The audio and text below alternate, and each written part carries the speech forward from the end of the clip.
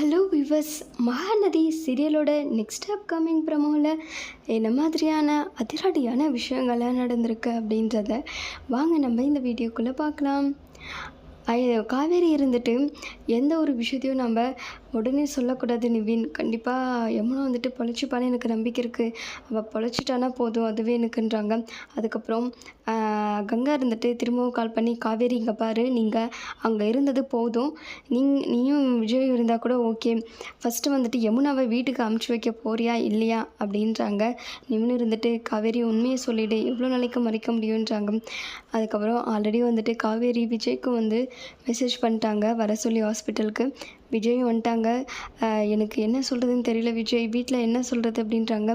இங்கே பாரு காவேரி, நீ வீட்டில் சொல்கிறது தான் கரெக்டு, தயவு செஞ்சு சொல்லிவிடு, வீட்டுக்கு தெரிஞ்சு அவ்வளோதான்றாங்க. அதுக்கப்புறம் அக்கா இல்லைக்கா யமுனா வர முடியாதுன்றாங்க.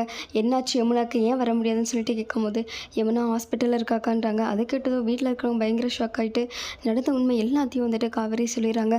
அதனால் வீட்டில் இருக்கிறவங்க எல்லோரும் வந்து ரொம்பவே பதறி அடித்து ஓடி வராங்க யமுனாவை பார்க்குறதுக்காக. யமுனாவுக்கு என்னாச்சு அப்படின்றாங்க. அம்மா எமர்ஜென்சியில் இருக்காம்மா, வரல, அதனால் அவளை பார்க்க முடியாதுன்றாங்க. ஏன்டி இப்படி பண்ணி வச்சுருக்கா, அவள் என்னதான் அவளுக்கு பிரச்சனை அப்படின்னு சொல்லிட்டு ரொம்பவே போயிட்டு கங்காவும் வந்துட்டு அழுதுகிட்டே வந்து யமுனாவை வந்து பார்க்கறதுக்காக ஓடி வராங்க.